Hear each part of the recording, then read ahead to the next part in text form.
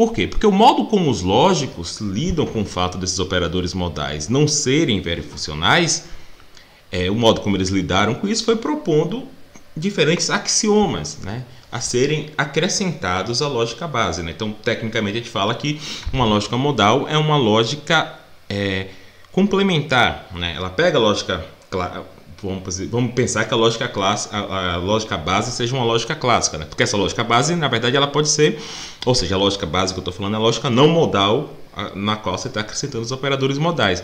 Ela pode ser o cálculo proposicional clássico, que é o que a gente vai usar, porque é o mais simples, mas pode ser o cálculo de predicados de primeira ordem clássico, né? Já é mais difícil, pode ser um cálculo de segunda ordem, né? De ordem alta qualquer que você quiser, pode ser uma lógica intuicionista, pode ser uma lógica relevante, etc, etc. Aí vai ter sistemas diferentes, né? A gente vai lidar aqui com o mais simples, que é a lógica base, vai ser o cálculo proposicional, né?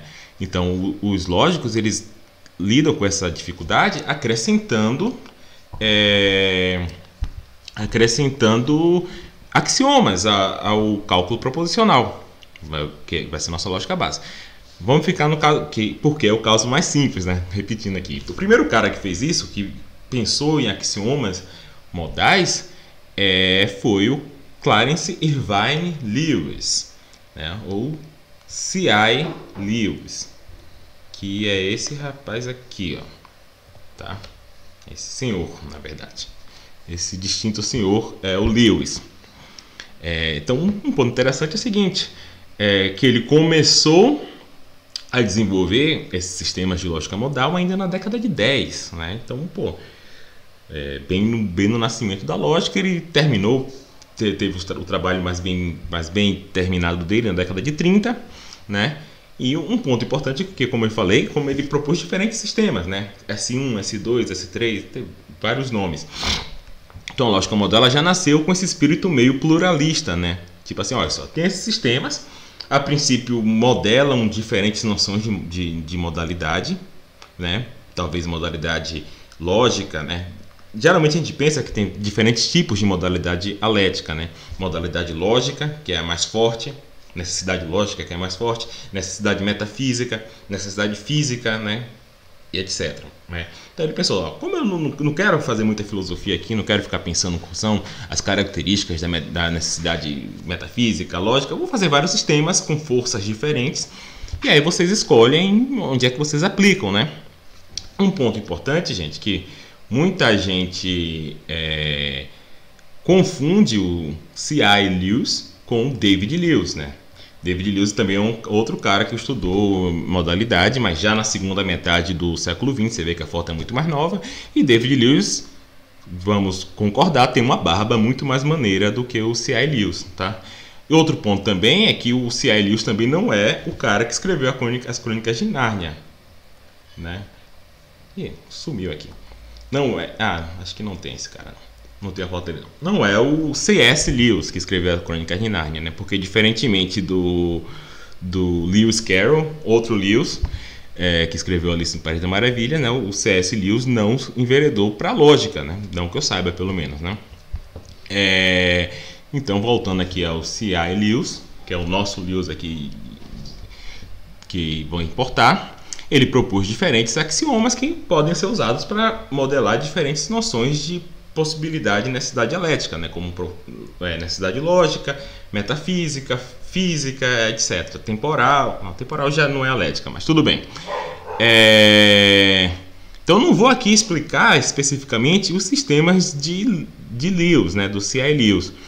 Primeiro, porque eles não usam nem esses operadores aqui, né? Ele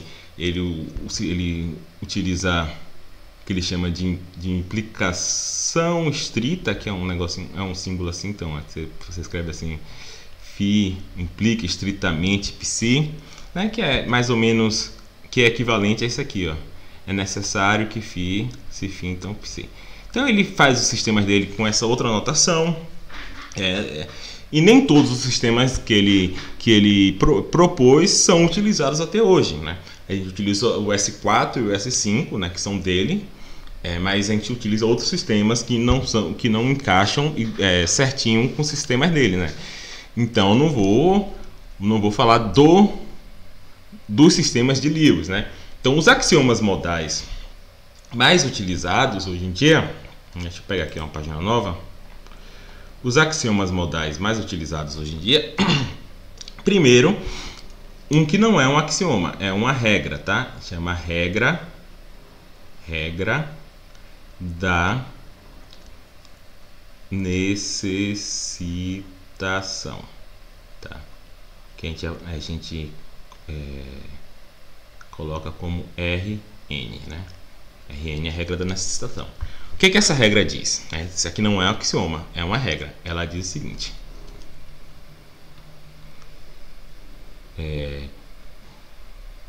então perceba que, como ele não é um axioma, eu tô escrevendo numa linguagem, na metalinguagem, né?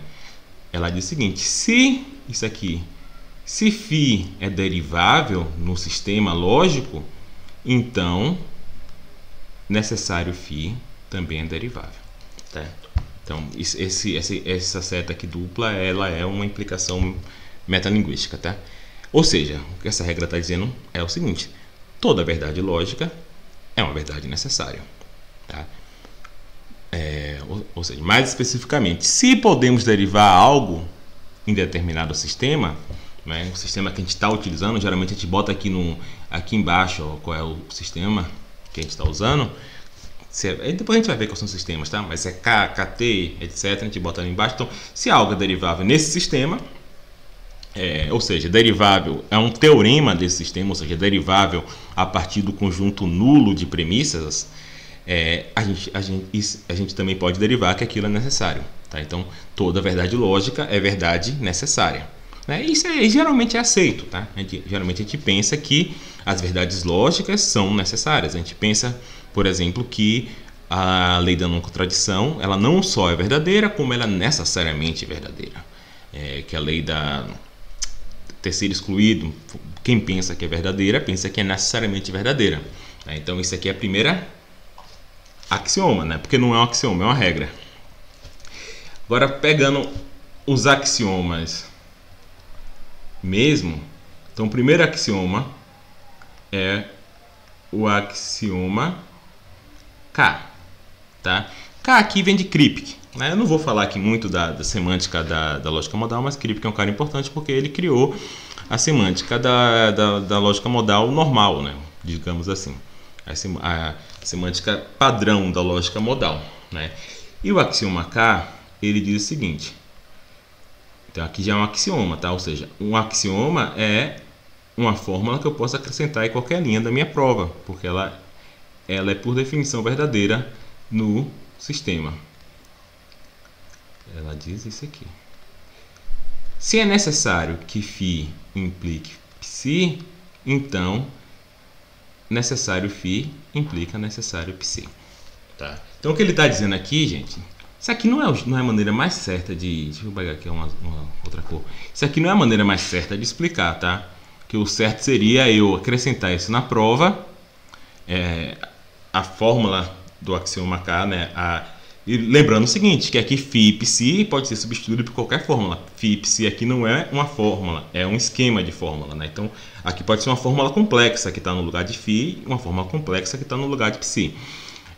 O que ele está dizendo aqui, de certa forma, é que a caixa distribui sobre a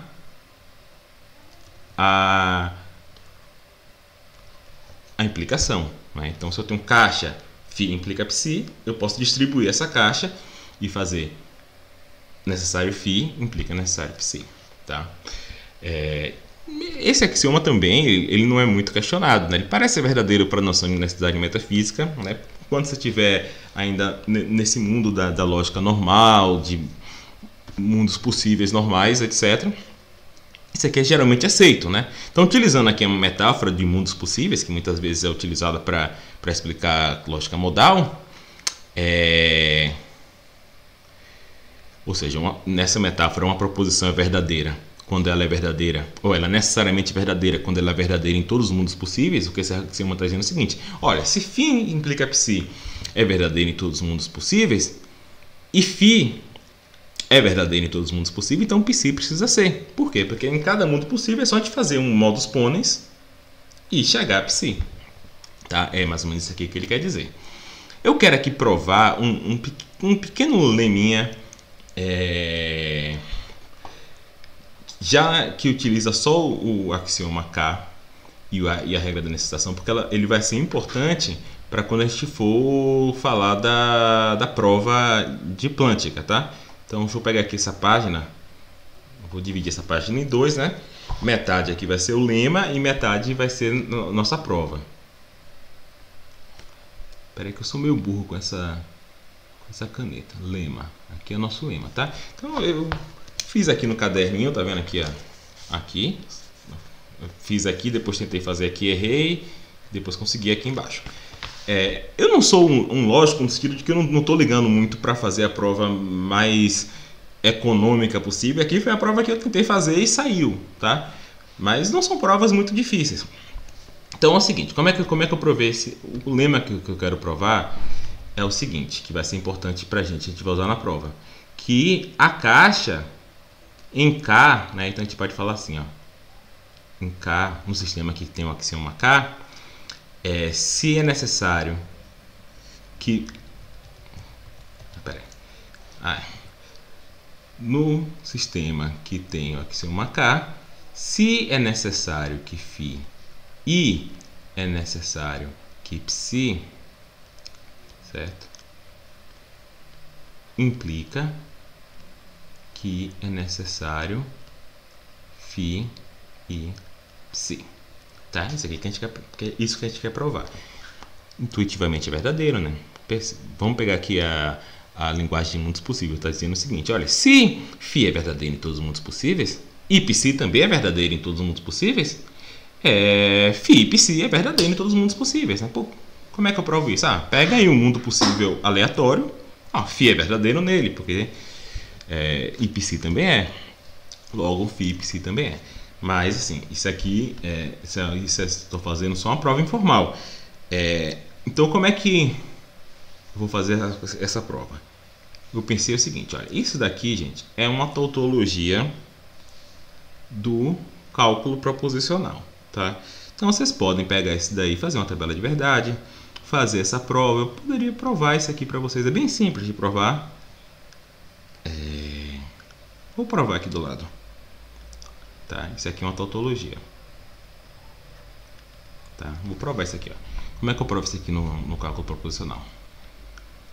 Eu vou fazer aqui bem rabiscado, que depois eu vou apagar. Eu suponho...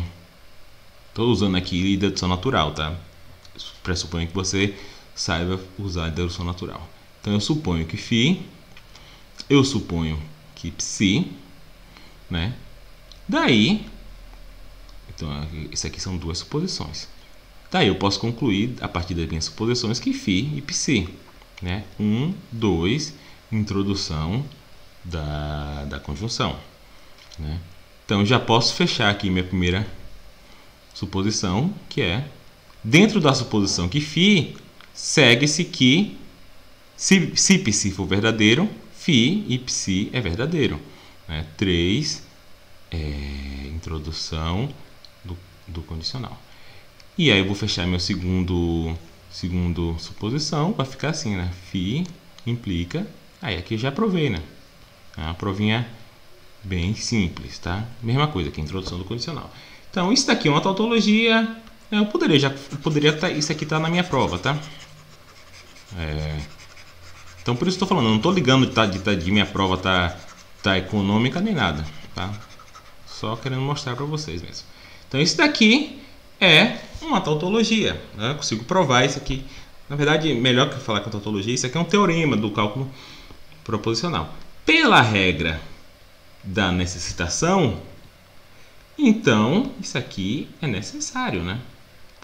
É necessário que essa fórmula seja verdadeira. Por quê? Porque ela é um teorema da lógica, né? Ela é uma verdade lógica. Então, ela é necessária. Então, eu vou escrever simplesmente aqui um RN, né? Regra da necessitação. Tá? E aqui eu vou pegar o axioma K para distribuir essa caixa, né? Aqui, tá vendo? É necessário que φ aqui é φ mesmo e o psi é isso aqui tudo. Então é necessário que φ implique psi aqui, né? Só que psi é uma fórmula complexa. Então eu vou simplesmente distribuir essa caixa. Se é necessário que φ implique psi, é necessário que φ implica que é necessário, né, essa fórmula aqui grande, que é psi, né? Pronto. Então aqui é 2 modus ponens em K, né? Modus ponens em K. Certo. Só que aí, gente, aqui, nessa fórmula aqui, eu posso distribuir a caixa do mesmo jeito, né? Aqui também precisaria fazer uma fórmula, uma continha mais completa, né? Mas aqui vocês entenderam. Aqui também vai distribuir, porque aqui de novo é φ implica psi. Só que psi é φ e psi. Então aqui implica que necessário psi implica necessário φ e psi, né? Então a gente fez isso aqui, na verdade é 3 modus ponens K. Beleza. Agora vamos montar essa fórmula aqui. Essa fórmula aqui já diz a mesma já diz a mesma coisa da que a gente quer provar, mas vamos montar essa daqui que a gente quer provar direitinho, que é a seguinte: vamos supor o antecedente, vamos supor que φ é necessário φ e necessário psi, né? Então isso aqui é uma suposição, né? Então supus o antecedente. Aí se eu tenho necessário φ e tenho necessário psi, eu tenho necessário φ, né? Aqui sim é 5 eliminação da conjunção, e eu tenho necessário psi, que aqui também é 5 eliminação da conjunção. Ora, aqui eu vou fazer dois modus ponens, né? Vou fazer modus ponens em 6 e 4, que aí vai dar 8, né? Vai dar necessário psi implica necessário que φ e psi, né? Então aqui é 6 e 4 modus ponens. E aqui eu vou fazer modus ponens de novo, 7 e 8, né? Que vou concluir que é necessário que φ e psi. Então aqui é 7 e 8 modus ponens. Ora, eu supus que φ e psi e concluí que é necessário. Eu supus que é necessário φ e necessário psi e concluí que é necessário φ e psi. Então daí eu posso introduzir o condicional, né? Que é o que eu queria provar. Necessário φ e necessário psi implica necessário φ e psi, né? Então aqui é 9, introdução do condicional, tá? Pronto. Então esse lema aqui a gente já provou, tá? Eu vou usar ele na prova depois. Na verdade, essa aqui é a prova mais difícil que a gente vai fazer, né? Uma vez que a gente tem esse lema aqui, a prova de Plantinga sai bem rapidinho, tá? Então, o axioma K distribui a caixa sobre a implicação material, né? Então, deixa eu só mudar aqui a cor para o vermelho de novo, que é que eu estou usando. Não lembro qual era o tom. Tá, vamos esse aqui mesmo. E aí você tem outro axioma que é muito utilizado, que é o axioma T, né? Eu falei que o cara de Kripke, aqui T tem gente que chama de M, né? Atualmente eu aprendi como T, tá? Hoje em dia eu vejo muito lugar M, tá?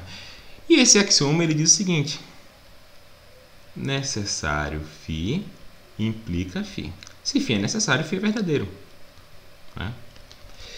E agora tem uma coisa interessante. Esses axiomas aqui em diante, eles têm o que a galera chama de duais, né? Que a gente pode chamar aqui de T estrela, né? T estrela seria o dual de T. O que é um dual? Um dual é outra versão daquele axioma, né? Geralmente um axioma, quando ele é em termos de caixa, você tem um dual em termos de diamante, né? E ele se segue facilmente a partir da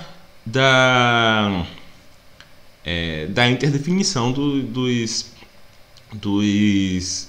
operadores, tá? Então o dual do axioma T é o seguinte: φ implica possível φ. Né? Esses dois axiomas aqui eles são equivalentes, tá? Eles são o mesmo axioma.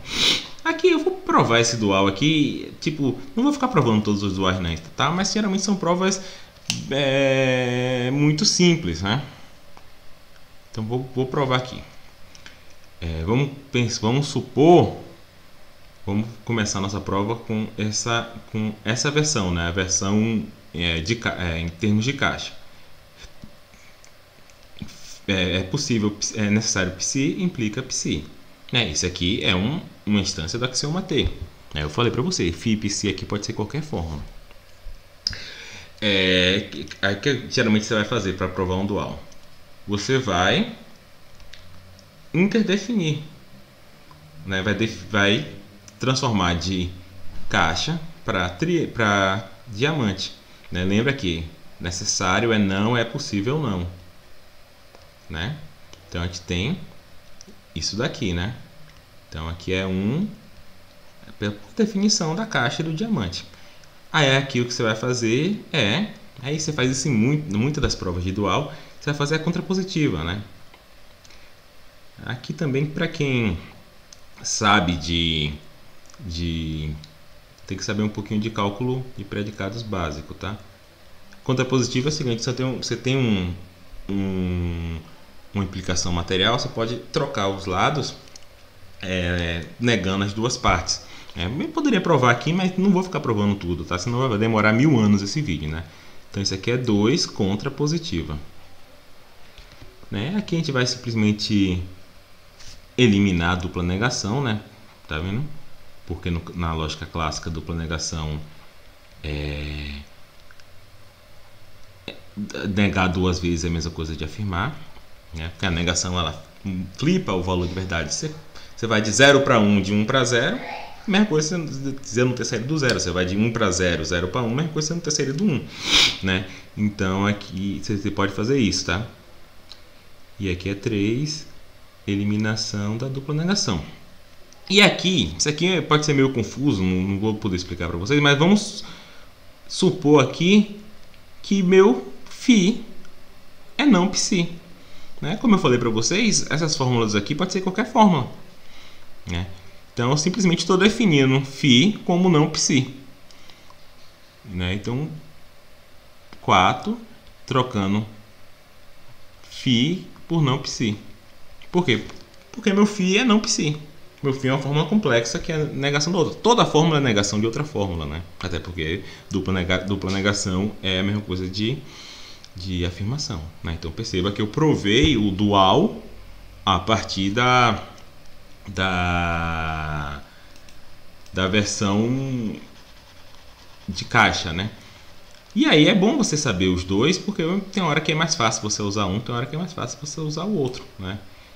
Então às vezes é mais fácil você provar algo usando o dual, às vezes é mais fácil usando a direta, né? E novamente aqui qual é a dual e qual é a fórmula oficial depende do sistema, né? Dá no mesmo, porque qualquer que você tem você tem um outro, né? Então esse é o axioma direto T, né? Eu não falei, né? Eu falei que o cara era de crib, que o T eu não sei se é de task ou se é de truth, talvez seja as duas coisas, né? Também não sei porque que as pessoas chamam de M, né? Eu vi simplesmente que M é de modal, mas todos são axiomas modais, não sei, tá? Então não tenho muita informação para dar sobre o T, né? Então o T na versão de caixa diz que se algo é necessário, algo é verdadeiro, e na versão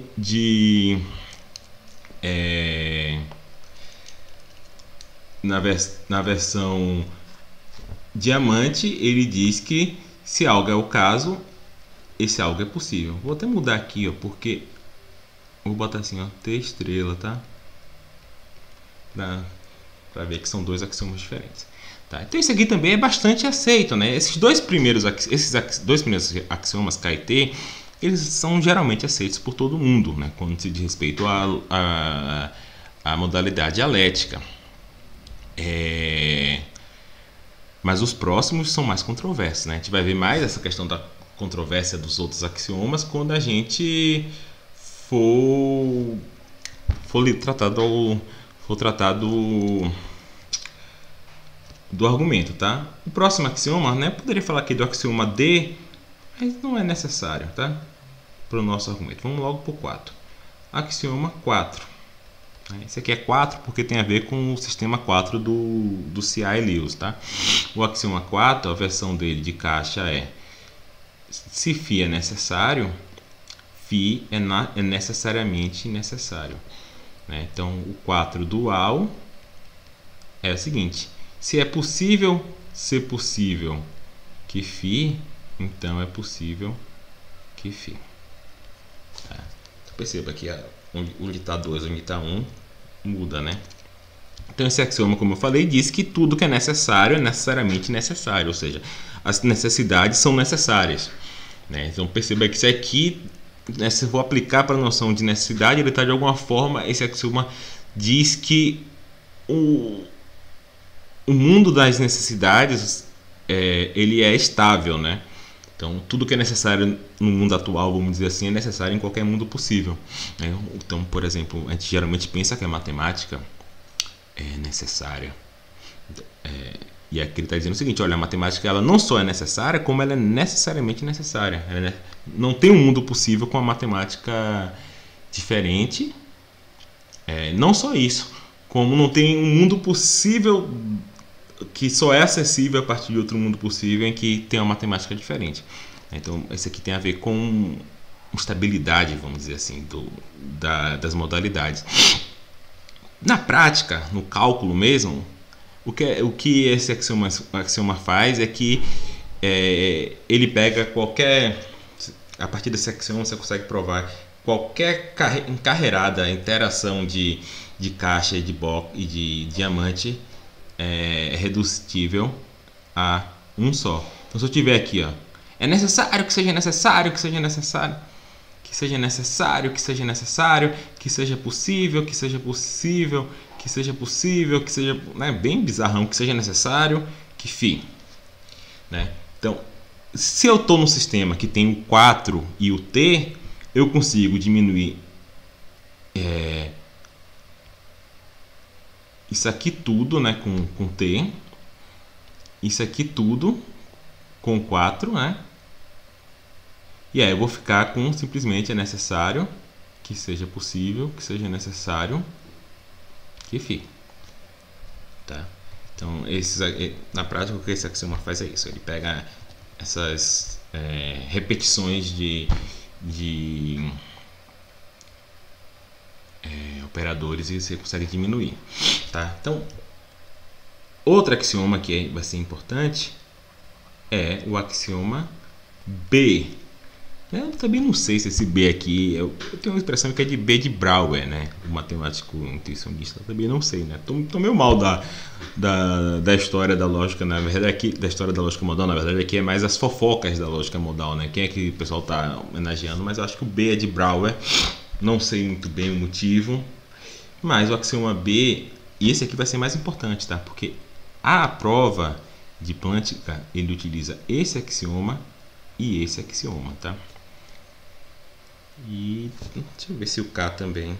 Talvez o K também, porque no lema tem o K, né? Então, como no lema a gente usou esse e esse, não foi? Então, a nossa prova vai utilizar regra da necessitação, porque está no lema. A gente precisou para o lema. O K, porque está no lema. E na prova mesmo a gente vai precisar do T e do B. O B ele diz o seguinte, ó: se φ é verdadeiro, então φ é necessariamente possível. E já o B estrela, né, que é o dual, ele vai dizer o seguinte: se é possível que seja necessário φ, então φ. Esse dual que eu acho interessante porque ele mostra a potência desse axioma, né, e por que ele está nessa prova do Plântica, né? O axioma B, né, principalmente dual, ele está dizendo o seguinte: que tudo que é possivelmente necessário é o caso, né? Ou seja, ele vai permitir que você conclua a partir da mera possibilidade de algo ser necessário, vamos dizer que Deus, né? Mera possibilidade de Deus ser necessário, que Deus existe. né? Por isso que esse axioma aqui ele vai ser utilizado na prova, né? E esse axioma é bem poderoso, não é o mais poderoso. Isso é interessante, tá? E finalmente, né, esse axioma mais poderoso é o axioma 5. Que ele diz o seguinte: se é possível que φ, então φ é necessariamente possível. E o 5 estrela, ele diz o seguinte: se é possível que φ seja necessário, opa, botou φ aqui, então φ é necessário, tá? Então por que eu estou dizendo que o axioma 5 é mais forte, né? Porque vamos pensar aqui na versão dual dele de novo, a gente consegue inferir a partir da mera possibilidade de A, na versão dual não, na versão original dele, né? Na versão não dual, a gente consegue inferir a partir da mera possibilidade, não, no dual mesmo, da mera possibilidade de algo ser necessário, que esse algo não só é o caso, se a gente tiver num sistema que tenha K, mas ele é necessário, tá? Certo? Então a gente falou aqui dos axiomas, então a partir desses axiomas a gente pode formar diferentes sistemas, né? Ou seja, um sistema que é simplesmente um conjunto de axiomas, tá? A gente pode ter vários sistemas, tem vários sistemas, tá? Os sistemas mais comuns, aqui estão aqui, ó, sistemas. Os sistemas mais comuns é o K, certo? O sistema K, ele tem Rn, todos vai ter regra de necessitação, tá? Todo sistema de lógica modal normal, não vale a pena dizer aqui o que é lógica modal normal, quais são as anormais, mas todo sistema de lógica modal normal, ele vai ter pelo menos a regra de necessitação e o K, tá? Então o sistema K é o sistema mais simples possível de lógica modal normal. Ele tem simplesmente regra de necessitação e axioma K. Daí você tem sistemas mais fortes. Você tem um sistema KT. KT, né? Tem gente que chama só de T às vezes, mas é KT. Eu gosto do nome KT porque simplesmente ele diz o que tem nesse sistema, né? Ele tem o Rn, porque todo mundo tem.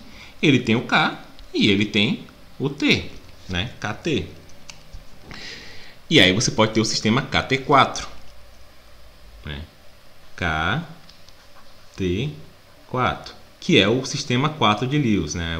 Então muitas vezes as pessoas chamam de S4, mas o S4 é o KT4, tá? É o mesmo sistema. Ele tem o que? Adivinha, gente? Tem o Rn, tem o K, tem o T e tem o 4, KT4. E o sistema mais forte é o K. Desculpa. Já ia pular o mais importante, o KTB, né? Que ele tem o Rn mais o K mais o T mais o B. Por que isso aqui é mais importante? Porque a prova de Plântica ele roda nesse sistema. Ele precisa do Rn, né? Como eu falei ali em cima. A gente usou regra de necessitação no lema, usou o K no lema e a gente vai precisar do B e do T para a prova. Então ele roda no KTB. A gente precisa estar no mínimo nesse sistema, tá? Geralmente as pessoas, eu vejo muita gente comentando a prova dizendo que ele roda no S5. Não é o caso do Domingos, né? Domingos ele no artigo dele ele fala, pode ser no S5, pode ser no KTB. O S5 ele é mais forte do que o KTB. Ele tem o Rn mais o K mais o T mais o 5. Em que sentido que eu estou dizendo que o sistema S5 é mais forte? Porque a partir desses axiomas aqui, né, do KT5, no sistema S5, o axioma 4 e o axioma B são teoremas, né? Então, se eu tiver o 5, eu não preciso. Se eu tiver o 5 e o T, pronto. Eu não preciso nem do 4 nem do B. Eu consigo derivar o 4 e o B. Então, por isso, o termo técnico para isso é dizer que esse sistema ele é mais forte, porque ele prova tudo que o KT4 prova, ele prova tudo que o KTB prova. Né? Por quê? Porque ele prova 4, prova B. Ele já tem o T, ele prova 4, ele simula o KT4. Ele já tem o T, ele prova B, ele simula o KTB. Né? Então, KT5 é o sistema mais forte. A gente não precisa do KT5 para a prova de Plantinga, né? Por quê? Porque só precisa do KTB. Né? Obviamente, se o KTB prova, o KT5 também prova. Porque o KT5 prova tudo que o KTB prova, né? E isso aqui dá para provar, tá? Que você dá para derivar e tal, mas eu não vou fazer isso aqui. E outro ponto também é o seguinte, que o KT, isso aqui é um sistema que não se usa muito, né? Mas se eu tiver a regra da necessitação KT4B, eu provo 5. Né? Ou seja, o sistema KT4B é igual ao S5. Eles provam a mesma coisa. Exatamente a mesma coisa. Por quê?